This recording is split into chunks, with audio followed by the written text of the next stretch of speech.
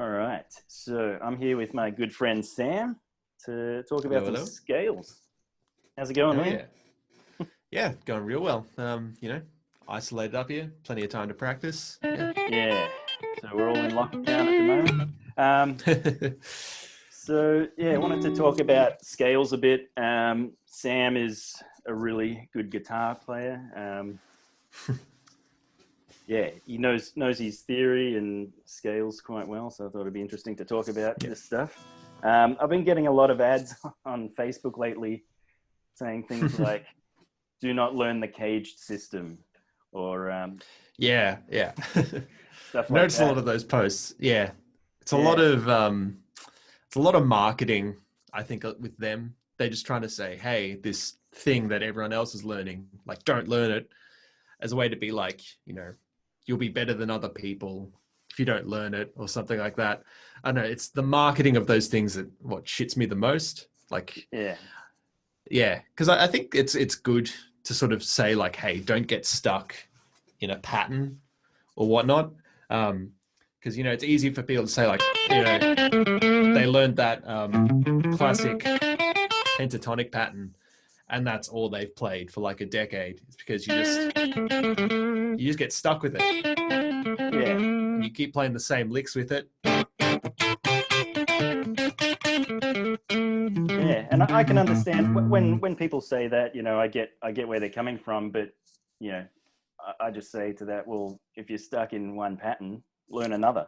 You know, Learn another. That's yeah. it. Yeah. There's And so it's the many same as, options. yeah, if you're stuck like in a system, which is kind of just a few more patterns, then just go learn another system, which is just a few more patterns. A lot of it is just you just got to get that broad base of knowing a bunch of different patterns and how they fit together. And it's even interesting, there's some like sort of with like the cage system, like the other one that gets thrown around is the 3 note per string system, because that's just you learn all the scales as 3 notes per string patterns, Yeah, and you can sort of start to see where they overlap. If you know both of them, you can kind of see you know that sort of E major shape. You can start to see that where that overlays on those 3 note per string patterns, and it allows you to see the fretboard, in new ways, new possibilities. So it's yeah, always good to, just take that time to sort of learn, you know, a new way to understand your instrument. yeah. No, I agree with that. And I think something that you said to me once, actually a long time ago, I just Mm. remembered. All these things, they're just different ways of learning the same thing. You know, Yeah, Cage, three note that's per it. string, 4 note per string, whatever you want to do. But ideally, we don't want to just play scales anyway. No, These are no, just that's all ways right. to see the available notes on the fretboard, and I think they're both, Mm. those two main ones, 3 note per string and cage, are both really valid. I learned 3 note per string way before caged, and Yeah, I used yeah, to just practice with that, and I almost felt like I was trapped in a cage with 3 notes per string because I was always doing those yeah, same triplet runs, because yeah. they just work so well in that system. And That's very true. yeah, I used to just go up and down the whole fretboard, going through all the modal Yeah, all the mode shapes. chips. Yeah, Yeah, and I yeah, mean, it's a great way to learn the fretboard. There's that system that you start to find where you got three of this shape, two of this shape, and then two of this shape with the yeah, semitone there. yeah. And It's a real good one because I think there probably is a similar-ish patterns you find with like caged. 3 note per string though, it's just you notice that straight away that it's going to be like three stretches. If I can get that mm, there, two, and then it's going to go to the one, what I call the 1 2 4s. Two of them, and then it would be 2 1 3 4s. So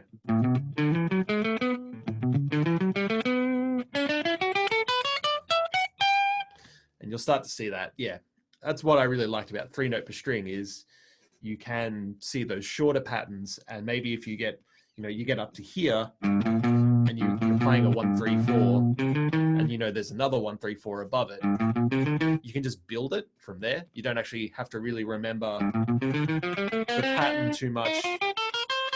You can remember those building blocks. Yeah. It's good because in certain situations you end up somewhere and you kind of like, wait, what's the actual pattern that I've got to play here? But if you get that little, you can start to go, okay, no, I can just go up that way.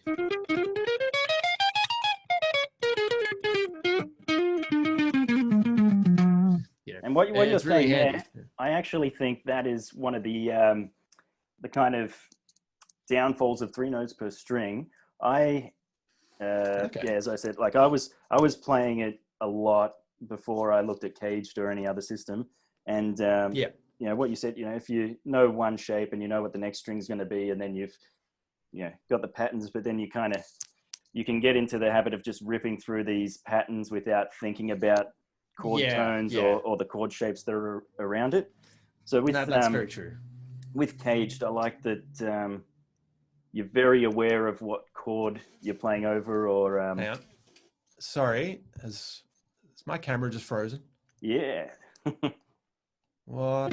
All right, so just a technical hiccup there. Sam switched cameras. Should look a lot better now. Yeah, so I think I was going to talk about cage then, but because I'm not super familiar with the whole caged system. So how did you go about learning scales like when you started? Like I ended up learning the 3 notes per string was what I ended up gravitating towards. I think my guitar teacher at the time sort of had like those basic shapes you learn. Like I think everyone learns major like that at some point, or natural minor.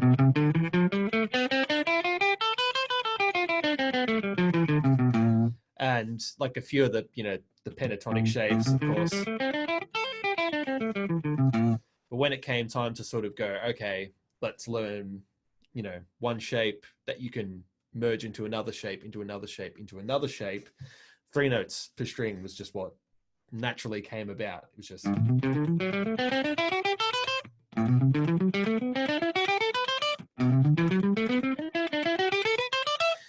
that was just made a lot more sense to applying going all across the fretboard. Yeah. And then you pretty much stuck with that. That was like your... Yeah, that was really it, because it was a lot easier to apply that then. So if you're learning harmonic minor,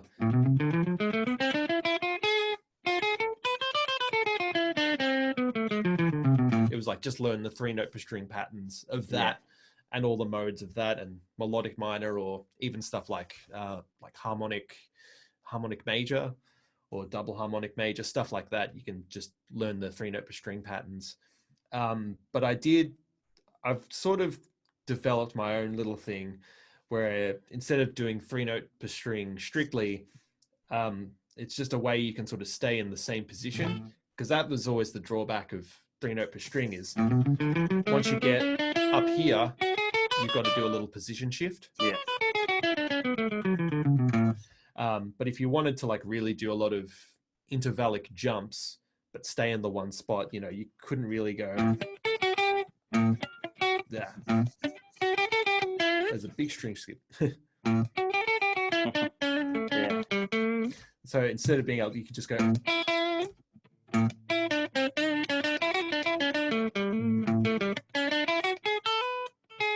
doing the wrong scale anyway. So if I was doing like a major, so really it's either on the B or the G string, you do 2 notes instead of 3. That way you don't have to shift up. Yeah, and that's basically one of the main advantages of caged. I at first the reason I started using it was for sight reading. Standard notation instead of tab. it was a lot easier to stay in one position because, you know, if you're going to play a major scale, instead of playing the note up there and then jumping up, and, you know, you got to keep your eye on the page and then look at your hand shifting positions. You're just in one spot. Yeah. That's it. Yeah. Yeah. So you can feel your way around the fretboard in that one position and find your notes really easy, and not take your eye off the page. Yeah. So that was a good advantage. Yeah, that was the first thing that, or the first reason I started using it. But then, I got more into using it because of the chord shapes. So, you know, the shape you said before that. Yeah. So that, you know, you got an E chord in there. Yes. And that arpeggio in there, which is, you know, really easy to see. But this, learning the scale that way, it's really good for finding the extensions of the chord too. So if you're comfortable with that scale in that position, you know, you got your major, you know where your major 7 is. Yeah. So you can find all those extra, notes really easy because you know what's in that position. So if you take like a C shape. Yep. You can find those.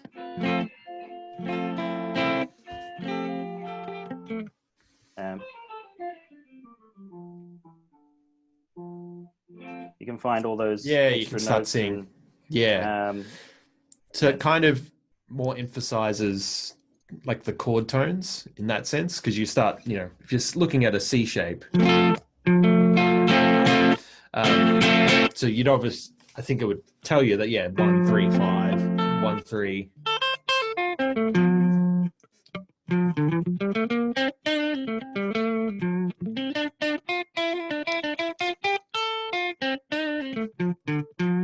Yeah, that looks like the chord tones are sort of more apparent there. Yeah, like that's what your eyes are kind of focusing on.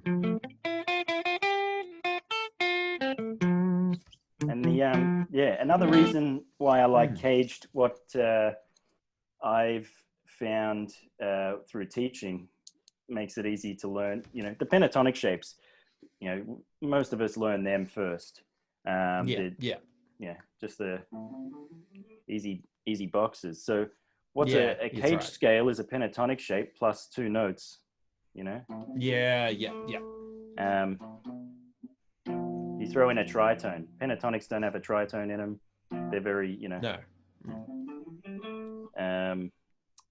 open sounding, I guess. You know, they don't have that kind of tension to them. That's right. So you add in those extra 2 notes, and then you've got a caged scale. So, you know, if you know your pentatonic shapes, you just add 2 notes, and then you've got 5 caged boxes. Okay. That's a new way of seeing it for me. That reminds me of this other little strange one. So it was called like Guitar Scales Method or something, and it was like a software that you'd use. It was interesting because the way it starts was it would teach you like these little shapes that were like basically what any notes that were next to each other on 2 frets. So like if you take that, like that sort of basic shape, it would take all the notes on these 2 frets. So go like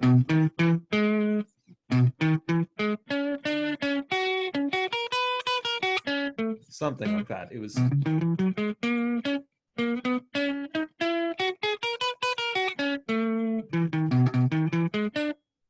so you're just kind of taking a small portion of the scale. Yeah, you would learn those chunks that were like right next to each other, and you'd learn 5 of those, and then you would stick them together, and you'd get those full shapes. Yeah, that's cool. I've taken a similar approach. So you know the 3 note per string major scale, just the Ionian. Yeah. I used to play it a lot. Instead of shifting up, I would double up that note. Yeah. So that just fits really comfortably into the hand.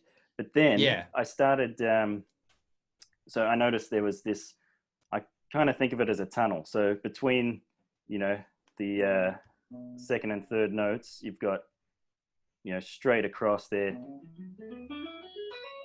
all those notes in one position, and then so you know you can do your pentatonic picking stuff, 2-note per string patterns with that, which is a really easy shape, and then you got this one.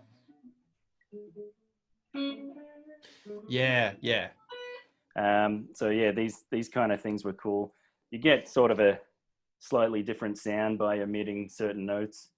When I went to uni for a trimester, that was sort of a little improv trick that my teacher taught me. It was kind of like, you know, you can take those a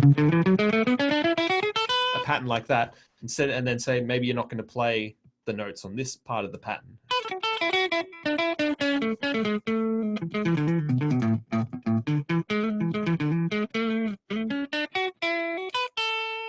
I thought, it's a good way of doing it. And, or, you know, similarly, like if you have just that tunnel. And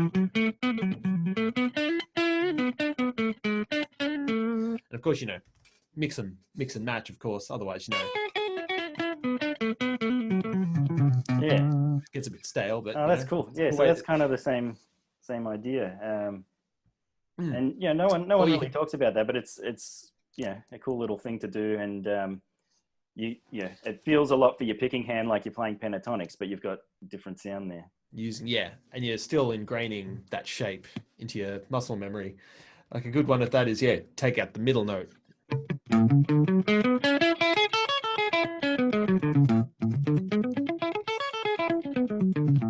You know, that's something I haven't tried. I like that. Well, you just get that little interesting sounds that you wouldn't have thought to explore otherwise.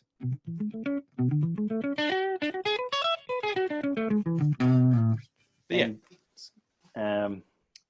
there's a whole bunch of other ways you can play these scales too. Like, have you tried 4-note per string and stuff like that? Yeah, I've tried that to a degree. Like I really only keep to like within an octave, so you can sort of just go, you know. Because if you knew how to do that, you could just be like, oh yeah, play a major scale, cool.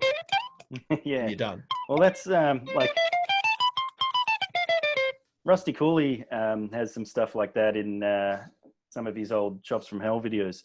And that I got onto that idea from Rusty Cooley. I never really mastered the 4 notes per string, but it's kind of in the way of the 3-note per string. 4-note per string is also a series of patterns that repeat. So if I was to do G major, right? So you got tone, tone, semitone. You got 2 of these. Then you got 2 tone, semitone, tones. Then you got 2 tone, tone, semitones. Where am I?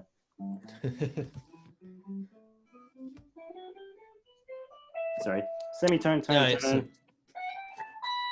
So semitone, 2 patterns, 2 patterns, 2 patterns. And then the last one is the Lydian, where you got 4... the 3 whole tones. That's what I realized thinking of it now, especially and looking back, because I was always just like, you just learn, you know, like with that 3-note per string, it's 7 different things. It's 3 2 tones, and then 2 semitone tone, and 2 tone semitones. And just thinking of that now, it's like, well, because it's 1 for each note. You're going to have 7 of them because there's 7 notes in the scale. So the same, obviously, with that 4-note per string, you're going to learn at least 7 of those, because that's how you get through each note. And being, of the pattern. And actually, that I just thought of another advantage of the 3-note per string. So, like you said, you've got that series of patterns that keeps repeating. So, when I first started playing 8-string and 9-string, I didn't have to learn new scale positions. Yeah. All I did was just 3 note per string. It's just the same. You just continue it on more strings. I found that out. Yeah, when I got my first 7-string, it was just like, oh yeah, at first it could look like I need to learn all these new patterns, but if you're able to just sort of fit in where the 6-string was and go, there's just it's just that one more of those fragments that I already knew just goes on the lower string. Yeah, it helps you just get away, and even if I like pick up like your 9-string, I'm able to sort of figure out, okay, that's where it'll go starting on the low notes, because it's all just tuned in fourths. It's just it's just those same patterns just next to each other. Yeah. I can't really do them at the moment too well because I'm tuned in that Animals as Leaders tuning. Yeah. But yeah, so otherwise, because that's how I'm just sticking to that. And then another system I like is the 6-note cell, and you just repeat it up in octaves. So kind of like, a piano player has the advantage that every octave of a scale is the same. So they're just going to repeat it. This is kind of like taking that idea where you get a little, 6-note cell, and then each repeat it up the octave. Yeah. And then you can just do 4 notes, 3 notes on one and 4 on another, and then you got the full scale. So yeah.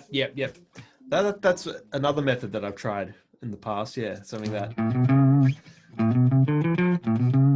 I'd probably do it like.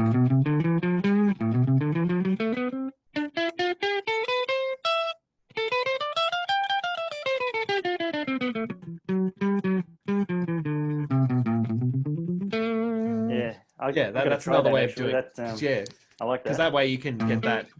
It's nice because you just to me, it's what I realized when you learn diminished arpeggios is it's so easy to just go up diagonally. Just. Oh, yeah.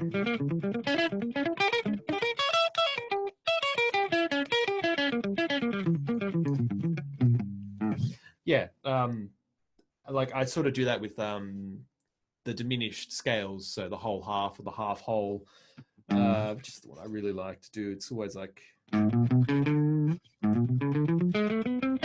because you just keep that, and then you got a tritone, and you keep playing it that way.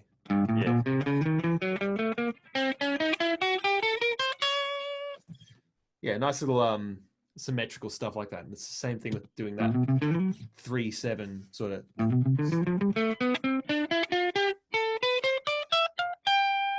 You just learn that cell and you just go boop, boop, boop, boop. Yeah. It's nice. Yeah, definitely. I got a lot of mileage out of those shapes playing with autopsy, actually. Diminished runs for days. Oh, yeah. And then just chromatic tritones. Bread and butter. That's fun stuff. But it's good to, when you know all these different patterns, for me, the utility is just, when you're not 100% aware of, what you're doing and where you are on the fretboard, and instead of just getting locked into, you find that safe shape, which is, it's like, okay, cool, I'm safe there. I know what notes I'm playing. But when you have all these, when you've practiced different systems, is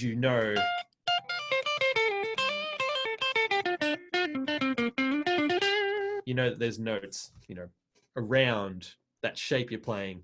Yeah. And so you don't get too afraid to sort of,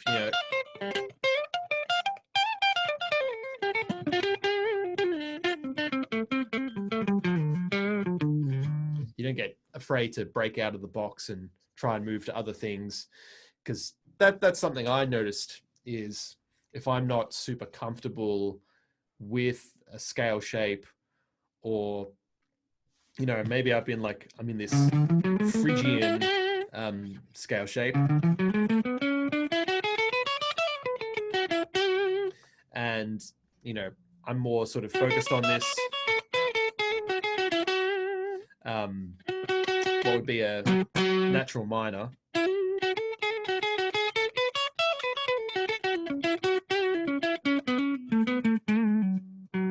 You can see there I'm going towards the notes that I know are going to be safe. Yeah. And instead of like realizing the whole pattern that I'm playing.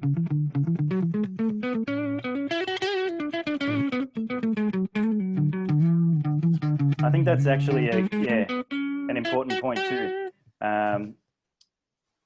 You go for the safe notes a lot with when you're thinking too much in patterns rather than playing the chord tones and that. So yeah, that's a big one. Because especially if you're improvising on your own, you don't really have chords behind you. You don't have a harmonic structure leading you, and so you just kind of naturally want to just play those root notes and just kind of stay on that one chord. What would that be? I'm playing F sharp minor, basically.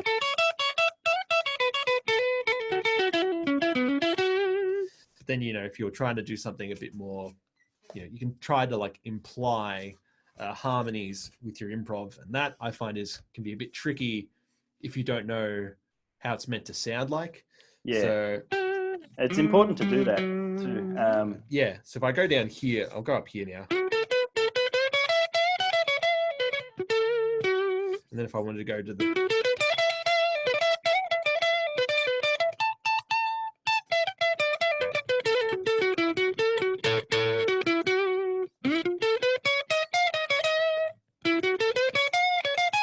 I'm doing that.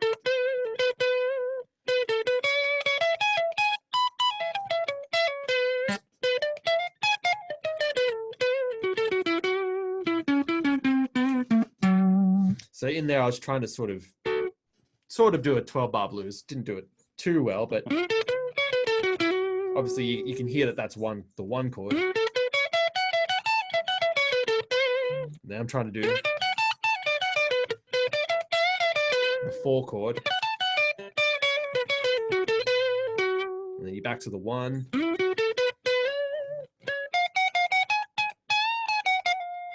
Trying to do sort of a harmonic with the 5.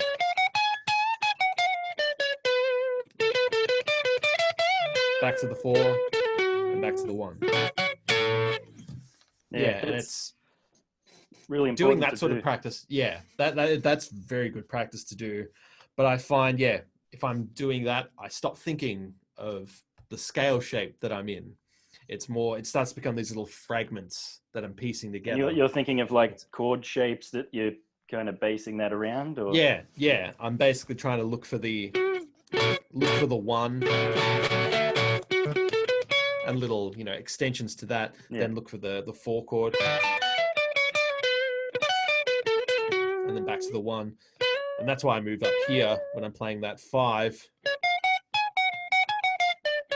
Because that's just sort of where I find the chord shape, that I'm more familiar with would be.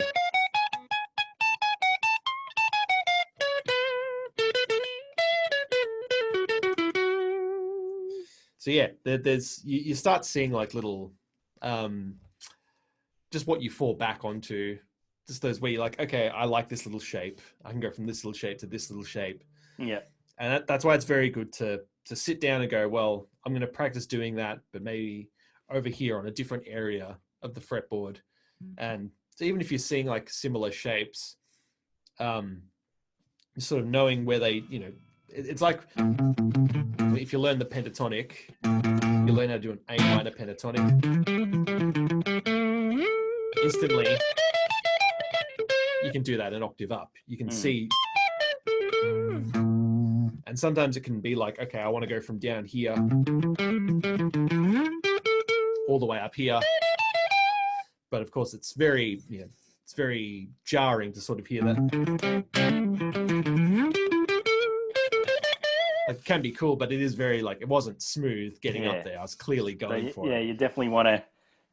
I see all kinds of analogies, but like calling these like box positions like houses, and then You don't want to just warp from one house to another. You want to travel and have a journey, Yeah. You want to go through all the rooms, different and that's a whole locations way in between.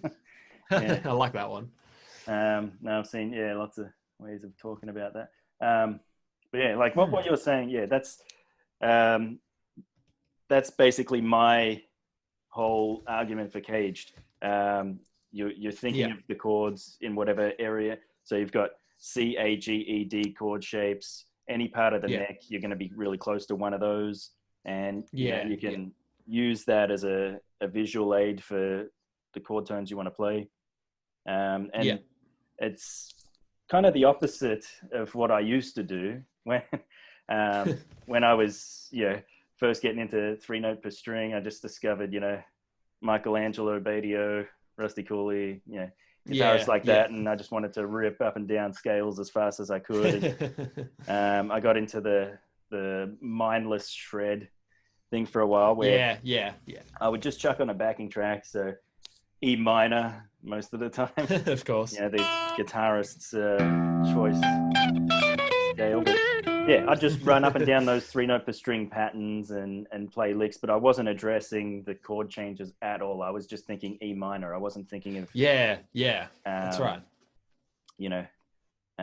Emphasizing the different chords. It was just up and down every position. Because when it's a good thing to teach like a beginning improviser, where if it's just like, okay, there's your E minor scale. We're in the key of E minor. Any of those notes are going to sound good. It's good for them to sort of know, okay, if I'm playing,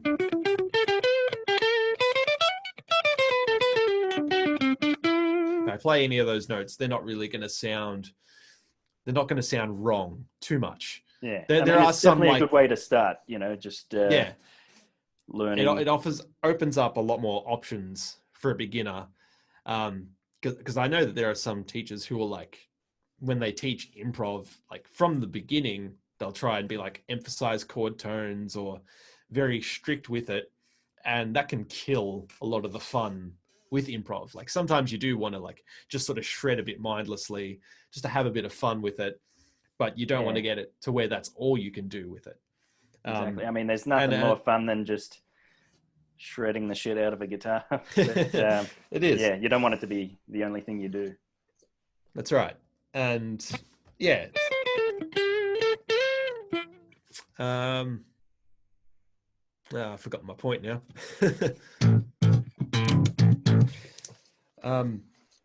You don't want to also just like have to always sit down and think of, the chord tones and the chord progression a lot, because sometimes that's pretty overwhelming to go, okay, there's all these chords going on and here are all the changes. Here are the notes that I want to emphasize, on a chord by chord basis. That's a lot to think of when you can sort of blur that line a bit of getting to that level with, sort of throw in any of the notes of the scale that are there. Just sort of helps you it's the same. It's just sort of covers you when those times where you're not so sure with the technique that you are using with that, with like if you're using the cage system, if you're strictly using the cage system, there might be some shapes that you've gotten to that part and you're not super familiar with it, but this other shape from another system and that'll work in that moment. Having that, like we said, it's different ways of seeing the same thing.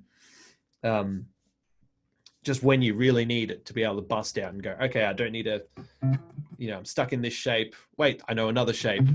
And that's got me out of it. Now I'm in a better shape to know. And of course you want to take note of that when that happens. Otherwise you can get caught in the habit of, I'm in this shape. I still haven't learned it properly after like 5 years. I'm going to just sneak up and go back to my safe zone. You want to know, okay, I'm not comfortable with this area. Take a little bit of a risk and then you got the safety net to. It's just to go, okay, this is a danger zone. So, maybe next practice session, I'll just look at that for like half an hour or something, or a few minutes just to really go, just to go, okay, that is, that's what I'm like, not what I'm hazy with when I'm playing it. And just bringing your awareness to go, I don't want to be hazy when I'm playing that. That's how I feel a lot if I'm improvising and I reach a part on the fretboard, a shape that I'm not comfortable with, that I'm not familiar with. I'll try and break away from it so that I don't have to, in a sort of playing situation, deal with it. But in a practice situation, I want to go back and deal with it there and go, okay, this is a hazy area. I don't want to be hazy with these areas, because you see how it limits you when you're playing, is all of a sudden I'm stuck, don't know what to do. Whereas if you knew it, you would know what to do. You'd know, okay, here are my notes, here are my note choices.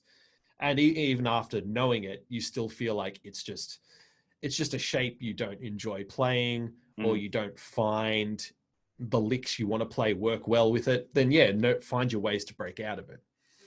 But yeah, there's just such a lot with it. Like there's a lot to the fretboard, a lot to the patterns that you can learn, that you need to know some shortcuts now and then. But well, I think like what you were just saying, it's kind of a good thing to do as well. Like any pattern that you haven't gotten that comfortable with and you want to, like, try and associate it with something that you are comfortable with that's close by, and practice going back and forth between them. So like one thing I actually used to do, I used to just draw up fretboard grids all the time and just draw things like scale patterns and that across them, and just try and see it in as many different ways as I could. And sometimes I would so I'd draw up 3 note per string of a particular scale on a fretboard grid in one color, and then over the top I would draw the pentatonic scale or a caged pattern or anything else in a different color, and try and merge the two. And I would just practice like playing a 3 note per string lick and then going into that pentatonic pattern or pentatonic shape, whatever else it was, or even those 2 note per string things we were talking about before. So that's a real cool idea. Just try and see the 2 patterns together at the same time, and just because you're going to play 3 note per string ideas. You probably usually play differently than you play a caged thing. Like you kind of lock in beat picking techniques or whatever with 3 note per string. But it's just good to be in one part of the fretboard and think of these different ideas. Think of different spots to go in the one area. That's kind of I try to think of that with if I'm doing chord stuff. So as I'm looking there, I'm going 1 4 1. So knowing where those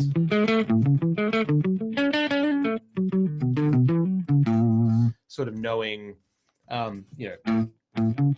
learning the arpeggio shapes in that same position. Yeah, absolutely. And that's what caged is all about, really. You say you don't really use caged much, but I think you do. You just don't think of it that way. That's exactly it. I know there's aspects of it that I probably use, but because I've never sat down and really looked at the cage system and how it works, like to me, it does seem like a different thing. But when you're playing arpeggio shapes, you're literally just playing those caged shapes. That's the cage shapes.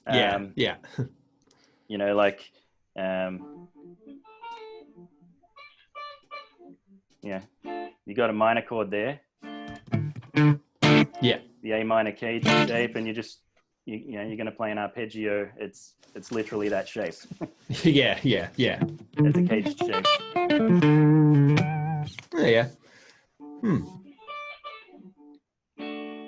So you got your major chord, and then you got your arpeggio around it, and you just see it as the same thing.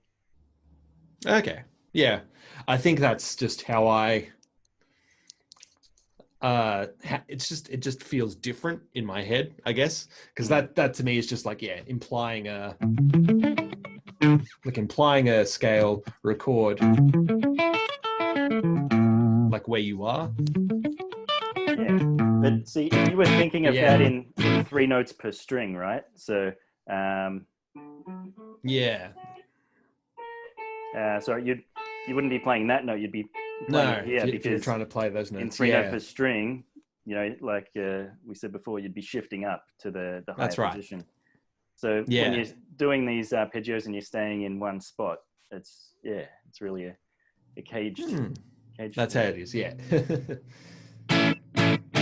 Yeah, I guess. Yeah, I think the whole thing is like, I think I've heard that joke before, is because you're just staying in one position. Yeah, you're staying in the cage, essentially. Yeah. But well, before I actually learned caged properly, I thought it was called caged because it was like it was a cage. Like you hear the box. That's like they call the pentatonic the box shapes. And I thought it was just linked to that.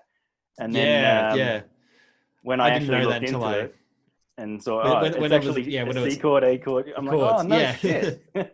Like that's all the guitar major chords. That's all you're gonna get. Yeah. One other thing I might just touch on cage. Like I'm going on about it, but I feel like it needs to be defended. I love 3 notes per string. I'm not like saying caged is better overall or whatever, but they've all got advantages. But that's right. So in some of these ads that are coming up, there's this whole thing about caged only gives you 5 shapes instead of the 7. There's 7 modes. But think about an F chord. So an F chord and an E chord are the same thing, right? So when you're playing an E cage shape, you got, say, that E bar chord, right? If you're playing the cage shape, you're starting here for your major scale. Yeah. If you want to play Locrian, you start here. You go down 1. You get 2 for the price of 1. It's the same. Yeah.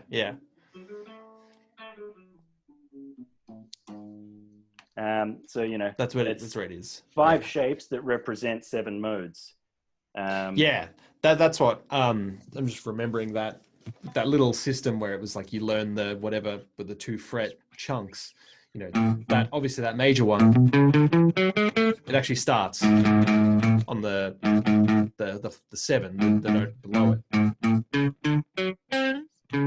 Yeah, so because you want to use all the notes that are available in that 4 fret region. So you get so when you're doing caged, obviously those notes kind of already get accounted for. The semitones get accounted for. And another thing about caged, your E strings are always the same. With 3 note per string, your top E string and bottom E string are always going to be different. So you get 2 for the price of 1 there. You get two strings that are the same frets. Yeah, that's how I like to. That's why I like those same position, single position shapes, I call them, or cage shapes. It's just because you'll always sort of have that perfect fifth on the B, and the high E will be the same.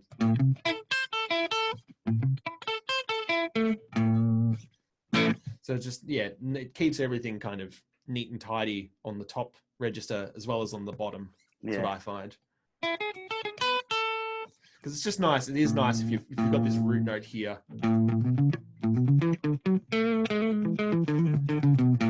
That when you get up high, that it's still right there as well. You don't have to shift up to go for it.